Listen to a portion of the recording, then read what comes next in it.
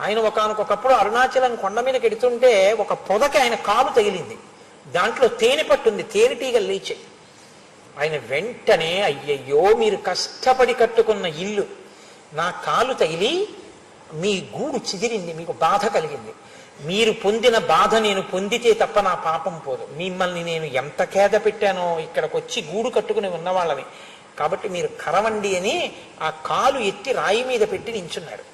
తేనెటీగలన్నీ వచ్చి కాలు ఇక్కడి నుంచి పాదం వరకు పట్టేసి శుభ్రంగా కరిచేసి వదిలిపెట్టాయి. ఆయన కాలు ఎర్రగా అయిపోయి ఇంత లావున వాచిపోయింది. వాచిపోయిన తర్వాత వచ్చారు గుహలోకి. విరూపాక్ష గుహ అని ఇప్పటికీ ఉంది ఆయన ఉన్న గుహ.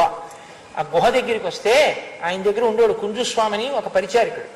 ఆయన చూసి అయ్యయ్యో భగవన్ ఏమిటిది అన్నారు.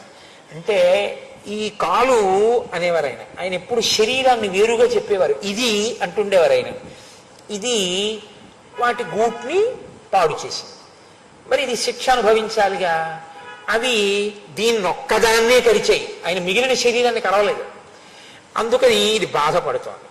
దీని నిండా తేనెటీగల ముళ్ళు విరిగిపోయి ఎంత బాధపడుతోందో చూసావా.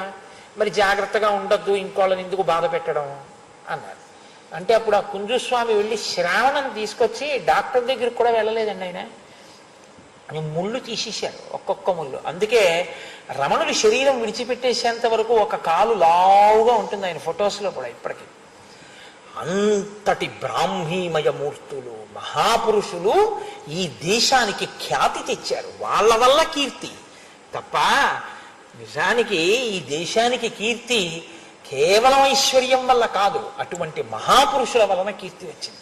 సరే, ఇప్పుడు నా ప్రసంగం ఆ భగవాన్ రమణుల వైభవము అన్న వైపుకి వెడితే నేను ఆపుకోలేను. నాకు ఆయన అంటే అంత భక్తి, మహానుభావుడు.